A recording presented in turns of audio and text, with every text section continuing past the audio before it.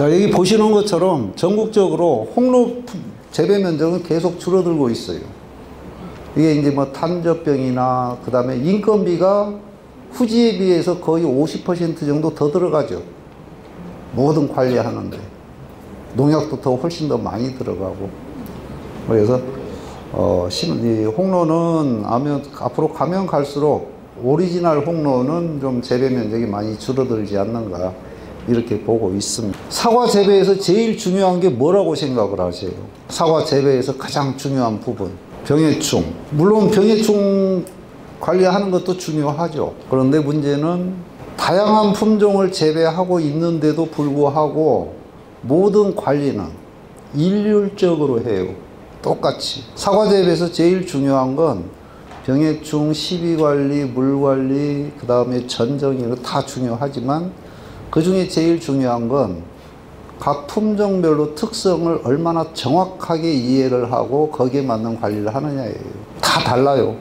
품종마다. 결과 습성 다르고, 전정 방법 다르고, 비배 관리 방법 다르고. 그래서 품종 특성을 어떻게 정확하게 알고 농사 짓느냐가 사실 가장 중요해요. 우리가 자식 키울 때도 그렇죠. 자식이 5이 있으면 5놈의 성격이 다 다르죠. 근데 똑같이 관리 안 하실 거예요. 이놈은 이놈한테 맞춰서 관리를 하고 이놈은 이놈에 맞춰서 이 성격에 맞춰서 우리가 지도하고 그러거든요.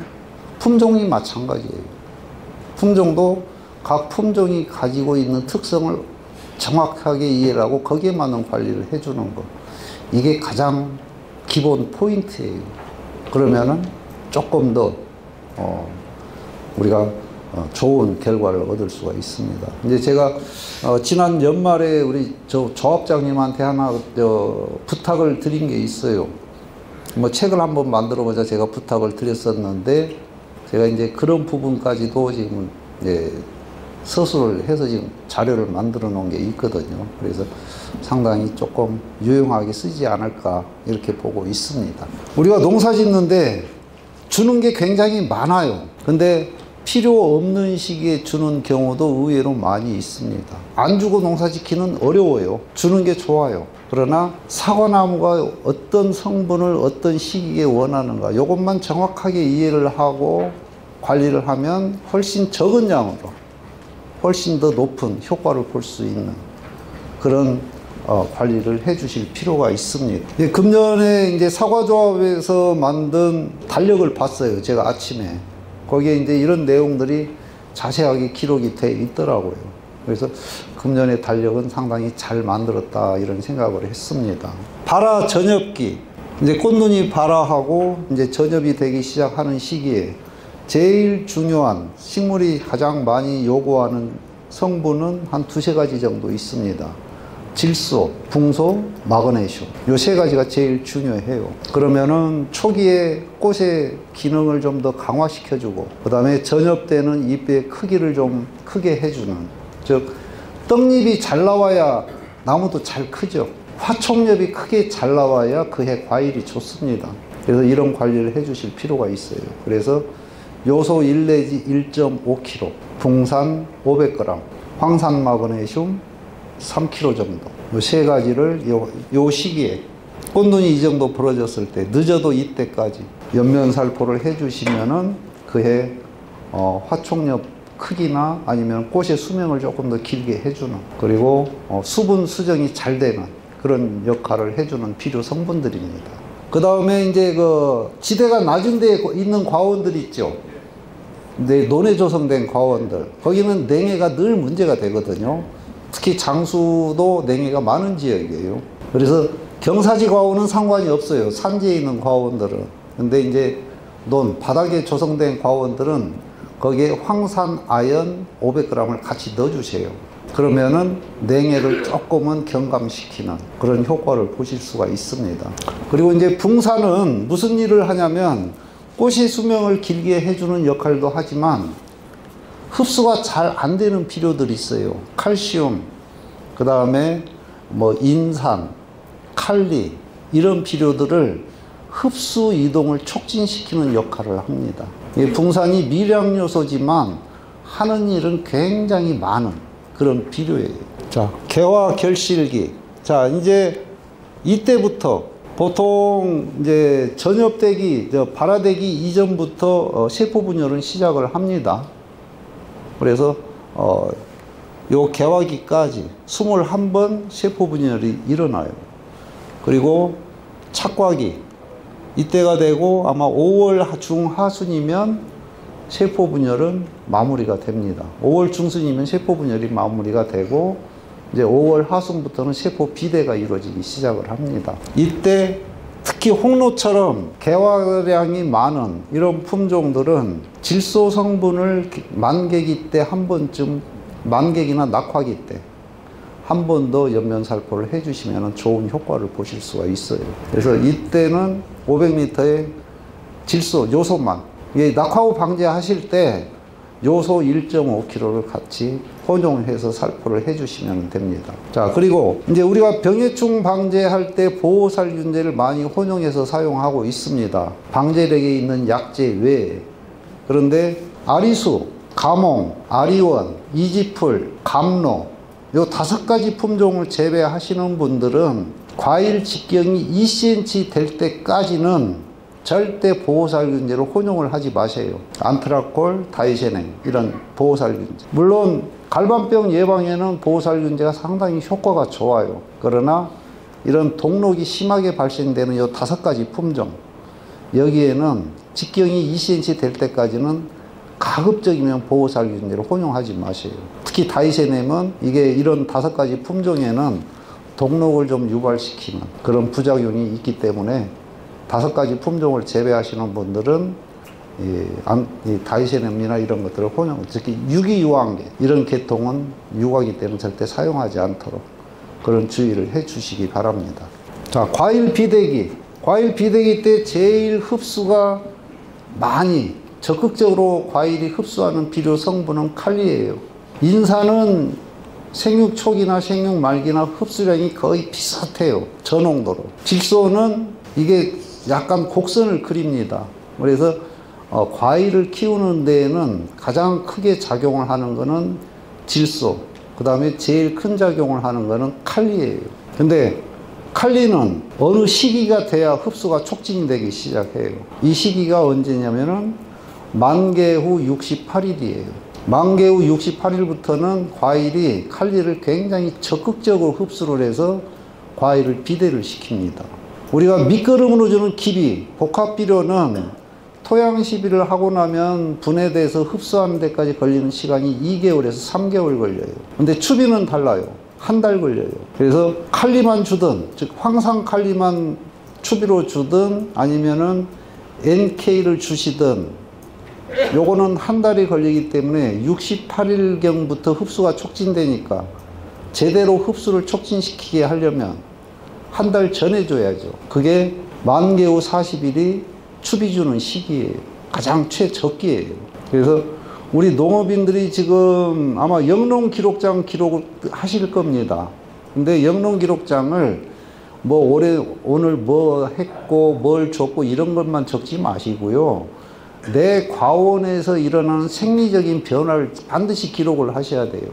즉 발화가 언제 됐고 전엽은 언제 됐고 첫 꽃은 언제 폈고 만개는 언제 됐는가, 요걸 기록하면 앞으로 과원 운영하는데 계획을 세우면서 할 수가 있어요. 즉 습관적인 농사를 하지 마시고 그해 개화 시기가 다르기 때문에 추비 주는 시기는 매년 똑같아요. 5말 6초 이렇게 하지 마시고 달력에다 표시를 하세요. 만개 언제 됐으니까 40일 후에 추비 주는 날. 달력에다 크게 써놓으면 되죠. 그래서 수세에 따라서 개화량의 결실량에 따라서 뭐 복합비료를 주든 아니면 황산칼리 단독으로 주든 결정을 하시면 돼요. 자, 칼리는 2가지입니다. 황산칼리가 있고 염화칼리가 있어요. 기능은 똑같아요. 하는 일은. 그런데 품질에 미치는 영향이 달라요. 염화칼리는 요거는 열매를 맺는 밭작물에는 절대 쓰는 게 아니에요. 황산칼리가 맛을 결정하는 그런 작용을 해요. 그래서 염화칼리를 사과밭에다 많이 주면 과일은 크고 착색은 돼요. 근데 맛이 달라요. 약간 쓴맛이 나요. 그래서 사과밭에는 황산칼리를 반드시 쓰시는 게 좋아요. 약간 비싸도. 그래서 염화칼리는 주로 논에다 많이 쓰죠. 주로 논에 많이 써요. 그래서 원예 작물은 거의가 황산칼리예요. 그래서 복합비료도 논에 쓰는 복합비료 있죠. 21-비료가 됐건 17-비료가 됐건 이거 보면은 세 번째에 있는 거 아무런 표시가 없이 그냥 숫자만 써져 있어요. 근데 원예용 복합비료는 세 번째에 가서 이게 괄호가 돼 있어요. 괄호가 돼 있는 게 바로 황산칼리가 들어있다는 거예요. 그래서 원예 작물은 맛이 중요한 그런 작물 특성을 가지고 있기 때문에 거의가 황산칼리가 다 들어있어요. 이런 것도 알고 비료를 쓰시면 훨씬 더 좋은 그런 효과를 보실 수가 있습니다. 이론상으로는 7월 상순부터 9월 상순까지 약 70일에 걸쳐서 내년에 과일을 달 수 있는 꽃이 만들어지는 시기예요. 즉 화분하기예요. 이때 필요한 성분이 몇 개 있습니다. 질소, 인산, 붕소 요 세 가지예요. 그런데 사전에 주시는 게 좋아요. 그래서 6월 중순경에 6월 중순이면 거의 1차 생장 정지가 80에서 90% 정도 끝난 시기예요. 이때부터가 이제 화합원화 들어가는 시기예요. 이때 질소 1.5kg, 요소 1.5kg, 그 다음에 인산 칼리 1kg, 그 다음에 붕산 250g 요 세 가지를 혼용해서 농약할 때 같이 혼용해서 살포를 해주시면 화합원화를 훨씬 더 좋게 만들어주는 그런 효과가 있습니다. 우리가 보통 화합원화기 때 질소 성분이 필요 없다 이렇게 얘기를 하는데 절대 그게 아니에요. 모든 생리 기능이 일어나는 시기에는 질소 성분은 반드시 필요해요. 양이 많이 필요하냐 적게 필요하냐 이 정도만 차이가 있을 뿐이지. 근데 장수는 아마 질소는 빼도 줘도 될 거예요. 지금은 어떤지 모르겠어요. 과거에 보면 장소는 비료를 굉장히 많이 주는 다비 재배를 하는 그런 특성을 가지고 있거든요. 그래서 얼마나 좋은 꽃을 만드느냐. 근데 좋은 꽃을 만드는 조건은 이런 그 비배 관리도 있지만 제일 중요한 거는 지금 하는 작업이에요. 이 시기에 하는 작업. 전정을 얼마나 시원하게 하느냐. 햇볕이 잘 들어가게. 지금 아마 전정하시는 분들은 많이 느끼실 겁니다. 전정할 때 꽃눈이 일단 육안상으로 보기 좋으면 전정이 쉬워요. 속도도 굉장히 빠르고. 근데 꽃눈이 약하면 진짜 짜증나는 작업이에요. 이건 일일이 하나씩 다 봐가면서 전정을 해야 되니까. 근데 일단 형태상으로든 크고 좋게 만들어 놔야 돼요. 그 대신 가위 전정은 다 잘합니다. 소금 전정이 안 돼요. 톱을 아끼지 마세요. 가위 전정 아무리 잘해도 톱 전정 안 하면 햇볕 안 들어갑니다. 3,000평 내밭 전정할 때 톱날 3개 이상 반드시 써야 돼요. 그만큼 소금 전정을 좀 강하게 그렇게 해주시기 바랍니다. 그래야 좋은 꽃이 만들어져요. 그래서 연면 시비는 이 정도면 충분하고, 그 다음에 5월 20일경이면 적과 시작하죠. 5월 20일경이면 적과 시작합니다. 좀 성질 급하신 분은 5월 15일경이면 적과 시작하실 거예요. 5월 20일경부터 특히 아리수, 가몽, 이런 후지, 이런 품종 재배하시는 분들은 5월 20일경부터 적극적으로 칼슘제를 좀 주세요. 뭐 염화칼슘이 됐건 초산칼슘이 됐건 질산칼슘이 됐건 관계가 없어요. 그러나 수세가 강하면 염화칼슘을 쓰시고, 수세가 적정하면 초산칼슘, 수세가 약하면 질산칼슘. 그래서 열흘 간격으로 최소 3번, 많게는 4번. 그리고 아리수 재배하시는 분들은 8월 상순부터 한 2번에서 3번 정도 초산칼슘 반드시 해주세요. 아리수에서 후기에 제일 문제가 되는 게 반점성 장애입니다. 그리고 가몽 재배하시는 분들은 9월 상순 칼슘제 2번에서 3번 초산칼슘 1.5kg씩. 근데 가몽은 고두병 때문에 그렇습니다. 고두병 증상이 가몽에서 발생되기 시작하는 시기가 8월 하순에서 9월 상순부터 발생이 되기 시작해요. 과일을 자세히 보시면, 과일 이제 대과들 이런 걸 자세히 보시면은 분홍색 점이 찍혀요. 약간 부정형이. 이게 이제 고두병 시초예요. 그래서 이 분홍색 점이 약하게 형성되기 시작하면 그때 바로 칼슘이 들어가야 돼요. 가몽 하시는 분들은. 그러면은 고두병을 상당히 방지할 수가 있습니다. 이제 요거 다 말씀드린 거예요. 비료 성분별, 토양 시비, 옆면 시비. 요거 지금 다 이 앞에서 말씀드린 겁니다. 아까 설명드린 과일 키우는 필요, 즉 과일이 가장 적극적으로 흡수하는 필요, 이거예요. 인산은 연중 큰 변화가 없어요. 질소는 꾸준히 필요한데 일시적으로 많은 양은 필요가 없어요. 꾸준히 필요합니다. 근데 칼리는 여기서부터 급격하게 과일이 칼리를 흡수하기 시작해요. 즉 칼리가 과일을 키우는데 가장 큰 일을 하는 그런 비료다. 여기가 만개후 68일경이에요. 그래서 추비는 한 달 전에, 그래서 만개후 40일. 그래서 그냥 습관적으로 매년 5월 하순에서 6월 상순에 추비를 주지 마시고 내 과원 개화기에 따라서 조금씩 다르게 주세요. 그래서 꽃이 빨리 피는 애는 추비도 빨리 들어가야 되고, 꽃이 늦게 피는 애는 추비도 조금 늦게 들어가도 돼요. 그래서 반드시 기록을 하시라는 거예요. 그래야 계획적인 영농이 가능합니다. 뭐 이런 얘기는 늘 들었기 때문에 그냥 넘어가도록 하겠습니다. 자, 그 대신 요 제일 마지막에 있는 나무 모양은 나무가 나이를 먹어가면서 변해요. 유목기 때는 형태 자체가 변합니다. 나무 모양 자체가. 근데 성목기가 되면 어디가 변할까요? 나무에서. 틀은 갖춰졌어요. 나무 틀은 갖춰졌어요. 근데 어디가 변할까요? 성목이 되면 어디가 가장 매년 바뀌느냐? 큰 틀은 안 변하죠.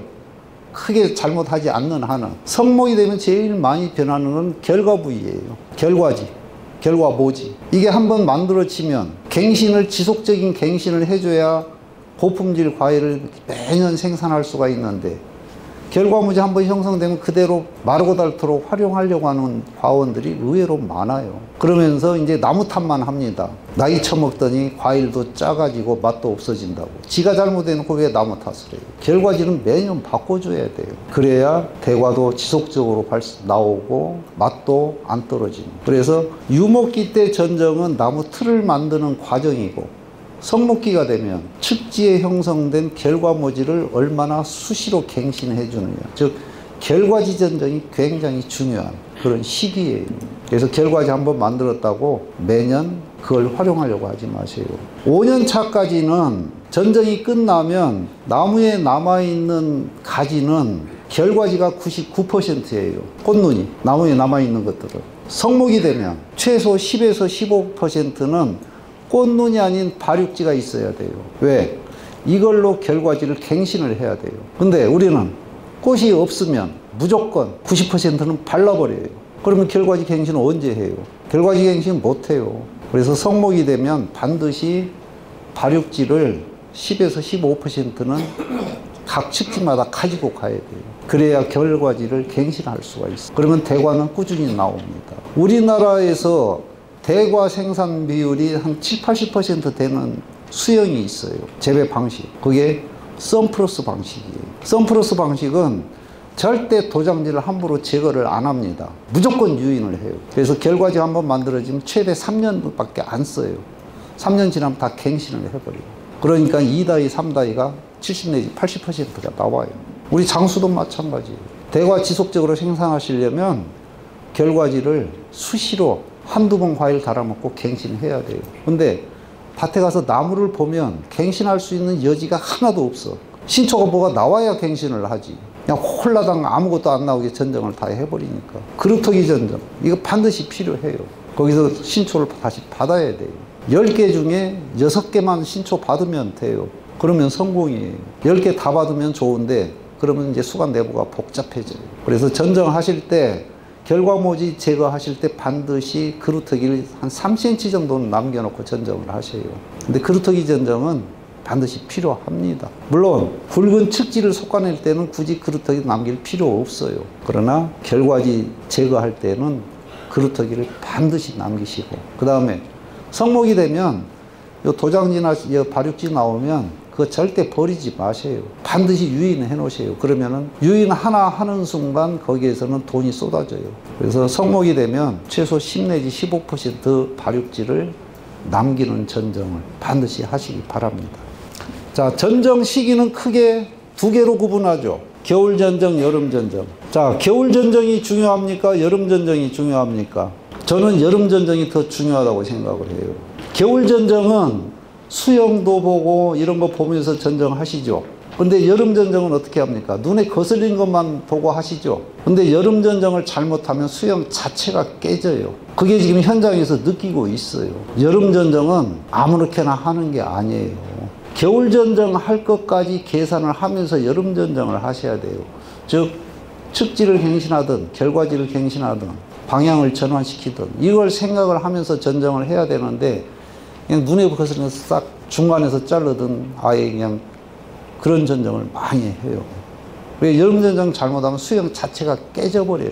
여름 전정 절대 함부로 생각 없이 하지 않도록 그렇게 좀 주의를 해 주시기 바랍니다. 그리고 한 가지 더 추가를 한다면 가을 전정 반드시 하세요. 특히 장수 이 세측지 방추형, 세장 방추형은 측지 수가 다른 지역보다 월등히 많습니다. 수관 내부가 복잡해요. 근데 소금 전정은 겨울에 하면 소금 전정은 뭘 보고 결정합니까? 복잡한 거? 이게 기본이죠. 근데 이거 안 봐요. 꽃눈 보고 소금 전정이에요. 솎아야 되는데 꽃눈이 좋으면 못 솎아요. 그러면 여름이면 굉장히 복잡해져요. 그래서 소금 전정은 겨울에 하는 게 아니에요. 가을에 하는 거예요. 수확 후에 잎이 붙어 있는 상태. 그러면 꽃눈 안 봐요. 복잡한 것만 보고 솎아요. 그래서 가을 전정이 반드시 필요해요. 특히 세장 방추형, 측지수 30개 이상 되는 과원들. 수확 후에 홍로는 10월 후지 착색 관리 끝내놓고 그때 하시면 돼요. 이때 적극적인 소금 전정을 하면 똑같이 한 나무에서 4개를 솎아내면 겨울에 솎아내는 4개 솎아내는 것보다 반발이 훨씬 적어요.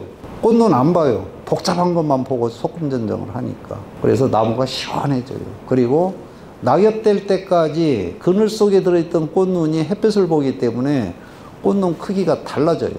가을에도. 그래서 측지수가 많은 과원들은 수확 후에 10월 중순경에, 상중순경에 소금 전정을 좀 적극적으로.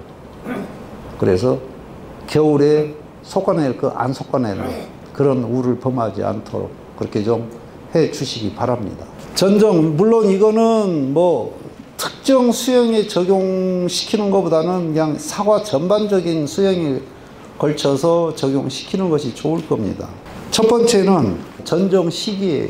이제 이론상으로는 세력이 약한 나무를 먼저 전정을 하고 세력이 강한 나무는 나중에 한다. 이렇게 되어 있습니다. 이건 맞는 말이에요. 유목하고 성목이 있어요. 유목과 성목을 같이 전정을 해야 된다면 어떤 나무부터 전정을 하는 게 좋을까요? 유목이 먼저 하는 게 좋을까요? 성목을 먼저 하는 게 좋을까요? 유목을 먼저 하시는 게 좋아요. 그 대신 혹한기 지나서, 우리나라 혹한기는 12월 하순부터 1월 하순까지 약 3, 40일이에요. 설 지나고 나면 혹한은 거의 없습니다. 유목은 무조건 2월 달에 3년 차까지. 왜 그럴까요? 근데 많은 분들이 보면 유목을 늦게 전정을 해요. 겨울에 일찍 하면 얼어 죽을까 봐. 근데 유목 전정을 늦게 하면 많이 죽여요, 나무를. 얼어 죽는 게 아니고 존 피해를 심하게 받아요. 특히 유목 강전정을 하면 존 피해는 더 많이 받습니다. 유목은 수액이 본격적으로 올라가기 이전에 마무리 지시는 게 좋아요. 2월 안에 무조건 마무리 져주세요. 유목들을. 그리고 반드시 해야 할 거 있어요. 가지 굵기에 관계없이 가위를 댄 부분은 전부 다 도포제를 발라주세요. 그래서 수액 유출이 적게 만들어주세요. 수액 유출액이 많으면 많을수록 나무존 피해는 더 받습니다. 보통 3월, 4월 달에 유목 전정하면 나무존 피해를 많이 받아요. 수액이 줄줄 흐르기 때문에. 그래서 유목은 무조건 2월에 전정하고 성목은 시간 될 때마다 하시면 돼요. 자, 3대1 원칙. 요게 전정 기본이죠. 근데 어떤 분들은 보면은 나무를 무시하고 요 원칙만 적용시켜서 전정하는 분들이 의외로 많아요. 전정에서 가장 중요한 거는 내가 지금 전정하려고 하는 나무를 빨리 읽어야 돼요. 전체적인 가지 굵기, 수색, 꽃눈 형성률, 꽃눈 충실도 이런 걸 빨리 읽고 거기에 맞는 전정을 해야 되는데 무조건적인 이론만 갖다 들이대고 전정하는 분들이 상당히 많아요. 아무리 굵은 가지도 없애서는 안 되는 경우가 굉장히 많아요. 쇠장방추형이 특히 그래요. 그런데 이축이나 다축, 초밀식 하는 경우 저건 반드시 필요해요. 수령에 관계없이. 이 3대1 원칙은 수령에 관계없이 유목기 때는 무조건 지켜주는 것이 좋습니다. 그래야 나무가 균형이 잡혀요. 그러나 성목기가 되면 쇠장 방추형 수형은 굉장히 폭이 넓어요. 그래서 전정할 때 나무를 읽는 눈을 빨리 키워야 돼요. 이 눈을 키우지 못하면 전정 백날 해봐야 나무는 개판이 돼요. 그래서 나무 읽는 눈을 좀 빨리 키우시기 바랍니다. 그래서 상황에 맞는 전정 방법, 전정 강도 이런 것을 적용시키는 것이 굉장히 중요해요. 그리고 3분의 1로 나누세요. 나무를. 최상단은 3분의 1 원칙을 지켜야 되고 가운데는 조금 폭넓게, 하단부는 나무 상황에 따라서 그렇게 적용하고, 그 대신 3대1 원칙을 수형에 관계없이 반드시 지켜야 하는 경우가 있어요. 이건 어디냐? 여기에요. 이거요. 측지하고 결과지 비율, 요거는 반드시 지켜주시는 게 좋아요. 이런 나무들 굉장히 많습니다. 측지 바깥쪽에 굵은 결과모지, 여기 안쪽에 있는 결과지들은 얘 때문에 굉장히 약해요. 그래서 측지에서 결과지, 결과모지가 특정 결과지가 너무 강해진 경우 그거는 반드시 제거를 해줘야 전반적인 결과지들이 세력을 회복을 해요. 여기에 사과 3개, 4개 달 수 있다고 이걸 아끼는 순간 여기서 사과 10개가 도망가요. 그래서 3대1 원칙은 주간 측지 비율은 다소 어긋나도 상관없어요. 그러나 측지에서 결과모지 비율은 반드시 지키는 그런 전정을 할 수 있도록. 지금 당장 과일 숫자는 한두 개 줄어들어요. 그러나 내년이면 3배, 4배가 나와요. 이런 식으로. 그럼 얘들이 그냥 세력을 회복해서 좋은 결과모지가 돼요. 그리고 이게 버티고 있으면 약이 안 들어가요. 그래서 3대1 원칙은 요 측지에서 결과모지, 요 비율은 반드시 좀 지키는 그런 전정을 해 주시기 바랍니다. 자, 여기도 마찬가지예요. 제거했죠. 저는 저거 돼요. 왜? 제가 전정하는 나무들은, 밭들은 내 것이 아니니까. 근데 내 거는 그게 안 돼요. 근데 하셔야 돼요. 내 나무일수록 하셔야 돼요.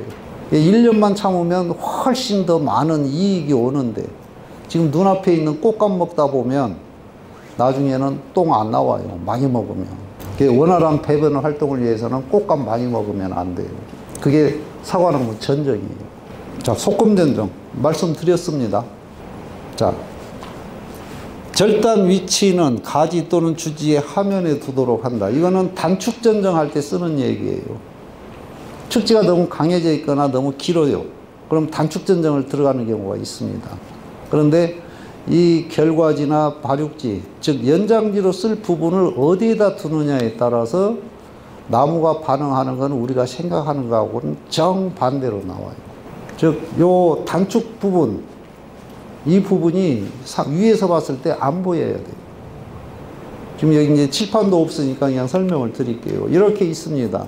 근데 가지가 이렇게 되는 경우가 있고 요 위로 되는 경우가 있어요. 자, 일단 육안상으로 보기에는 위로 돼 있으면 이게 세력이 강해질 것 같아요. 이걸 남기고 전정을 하면. 그러니까는 요렇게 남기고 전정을 하는 경우가 많아요. 그러면은 이게 세력이 안정될 것 같죠. 근데 여기에서 정점은 어디예요? 가장 요 축지에서 위치가 가장 높은 데가 어디예요? 여기죠. 여기에요. 그러면 여기가 정부시성이 가장 강한 부위예요. 여기에서는 도장지가 강하게 발생이 됩니다. 그리고 이 주변에 있던 약한 결과지들, 이거는 그냥 굵어져 버려요. 이만했던 게 이렇게 돼요. 즉 이렇게 내림 전정을 하게 되면.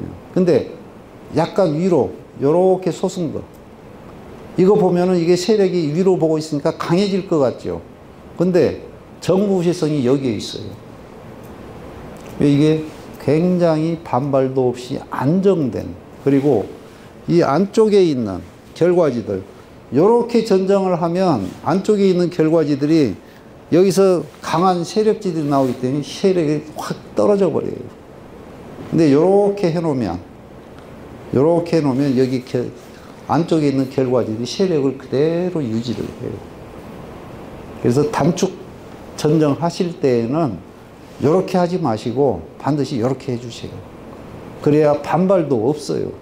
그래서 이 올림 전정, 내림 전정, 이게 이제 가지 방향 전환 전정 할 때 잘못하면 이 꺾어진 부분, 여기에서 우리가 생각하지 못했던 그런 강한 반발 생장이 상당히 많이 일어나는 그런 결과를 가져올 수가 있습니다. 사과 이론 중에 가장 안 맞는 이론이 이거예요. 수고는 열간 거리의 80%예요. 4의 2m 같으면 3.2m, 3의 1m 같으면 이론상으로는 38은 24, 2.4m죠, 수고는. 근데 열간이 좁으면 좁을수록, 주간이 좁으면 좁을수록 키는 더 높아야 돼요. 그래야 세력 관리가 되니까. 무리하게 키를 낮추다 보면 이제 사과 조합에서 만들어 놓은 달력을 보면 그 10대 원칙이라고 이론이라고 있어요. 거기에 8번째인가 보면 풍선의 원리라는 얘기가 있습니다. 사과나무는 풍선하고 똑같아요.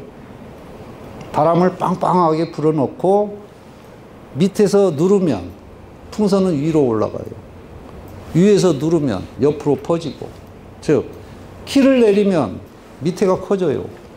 밑에서 누르면 수고가 올라가요. 사과나무는 풍선하고 똑같아요. 강하게 누르면 강하게 반발을 해요.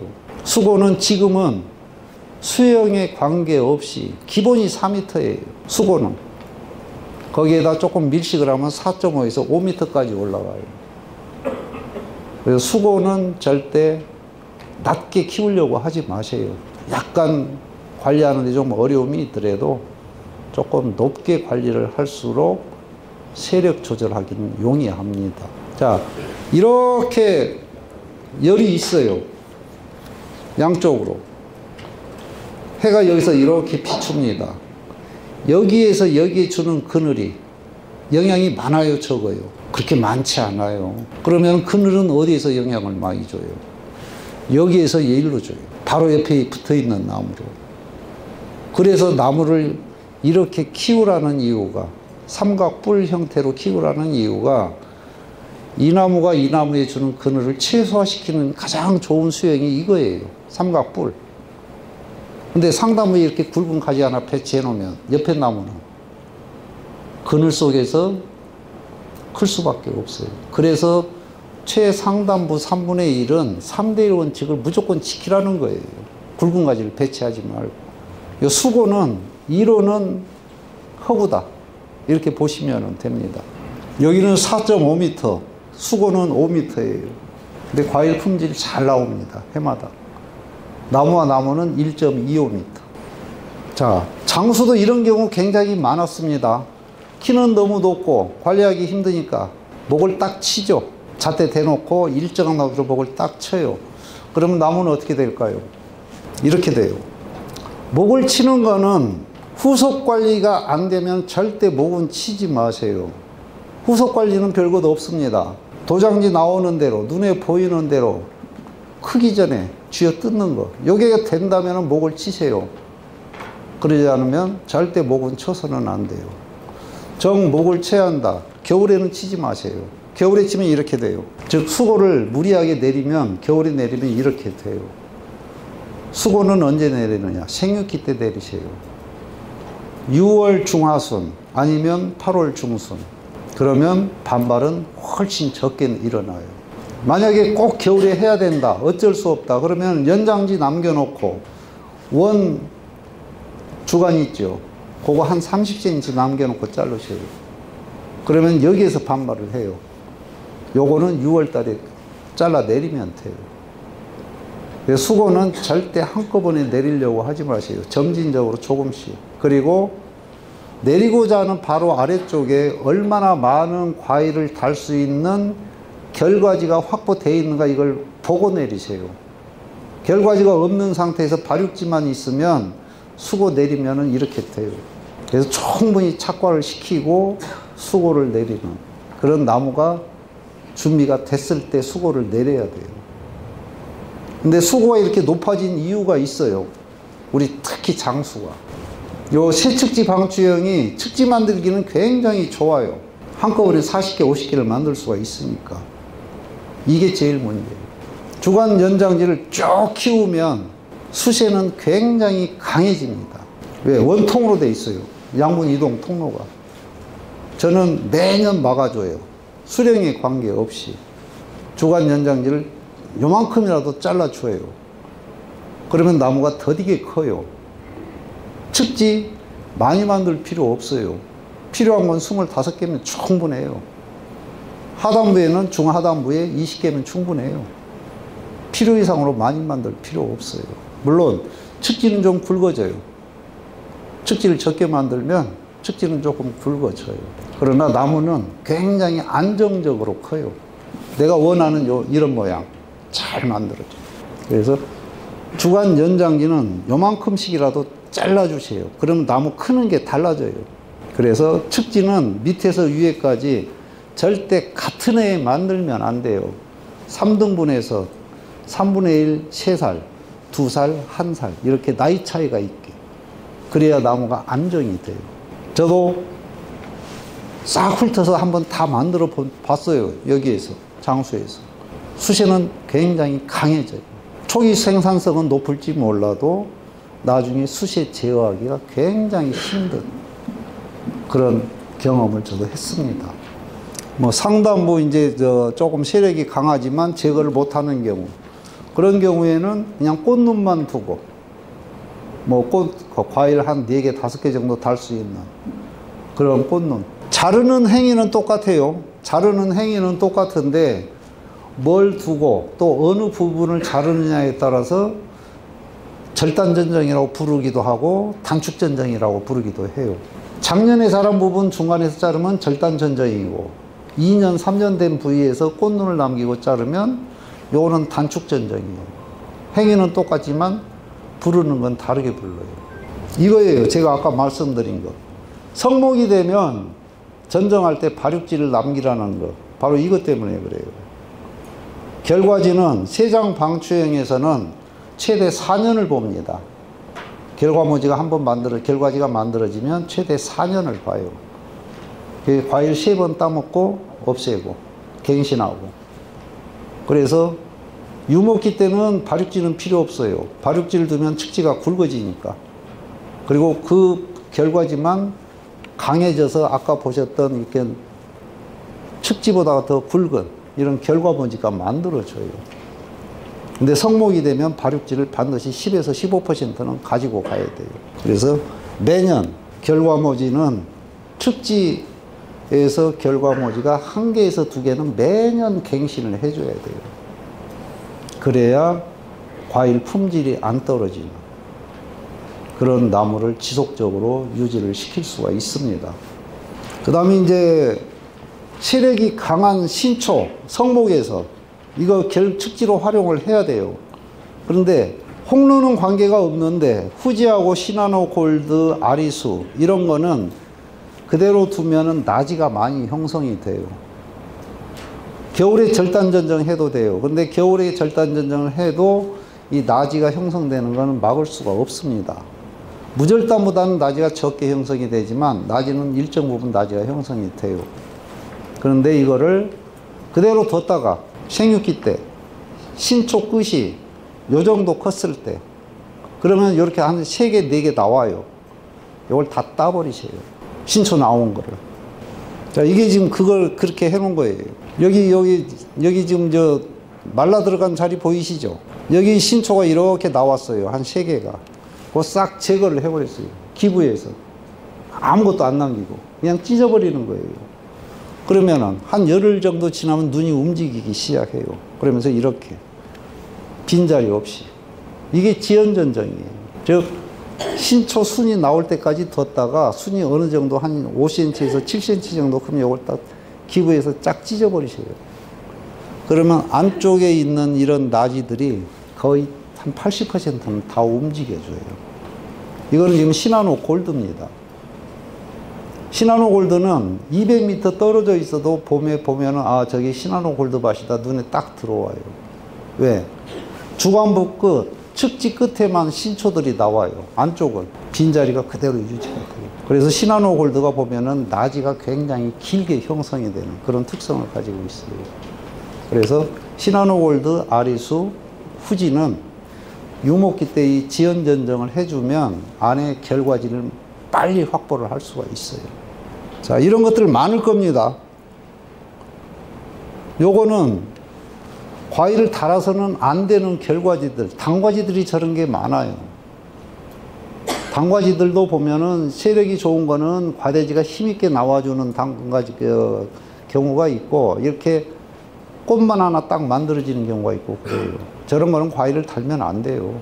그래서 유목기 때 과일 착과 여부를 결정하는 거는 적과하기 전에 과대지가 힘있게 나오느냐 안 나오느냐 이것만 보고 적과를 하세요. 과대지가 힘있게 나오면 과일 100% 달아야 되고, 과대지가 안 나오면 이건 적과를 아무리 과일이 없어도 적과를 해줘야 돼요. 그래야 우리나라 나무의 특징이 주관상의 나지가 많고 측지상의 결과지 나지가 많아요. 왜? 어릴 때는 꽃이 피면 무조건 다 달려고 하니까. 그러면 이런 것들이 많이 만들어지면 저거는 한 2년 지나면 저건 죽은 자리가 돼요. 저런 거 빨리 적화, 정뇌, 정뇌보다는 적화, 적과를 빨리 해주면 과대지가 조금이라도 더 길게 나와요. 그래서 주관상의 나지가 없어야 되고 측지상의 결과지 나지가 없어야 돼요. 그거는 욕심만 안 부리면 돼요. 예, 아무튼 이제 최근 몇 년 동안 기상 여건에 의해서 지금 농사 짓기가 굉장히 힘들어지고 있습니다.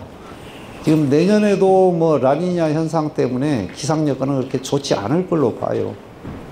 또 금년 2024년처럼 또 폭염이 지속될 수도 있고, 아니면 2023년처럼 또 지속적인 강우 현상이 올 수도 있고. 그러나 우리 농업인들 늘 하는 얘기 있죠. 내년에는 괜찮겠지. 근데 내년이 올해가 돼서 올해가 지나고 나면 또 마찬가지. 근데 그런 어려운 여건 속에서도 지금 상당히 많은 노력들을 해주시고 좋은 결과들을 얻고 계시기 때문에 금년에도 좋은 결실이 있을 걸로 보고 있습니다. 아무튼 그동안 너무 고생 많으셨고요. 금년 2025년엔 2024년보다 더 좋은 결실 맺으시고 주머니 속에, 통장 속에 신사임당 할매가 많이 들어올 수 있도록 그렇게 노력들을 해 주시기 바랍니다. 긴 시간 동안 고생 많으셨고요. 집에 가실 때 눈이 오니까 운전 조심하시기 바랍니다. 저는 또 다음 기회에 뵙도록 하겠습니다. 감사합니다.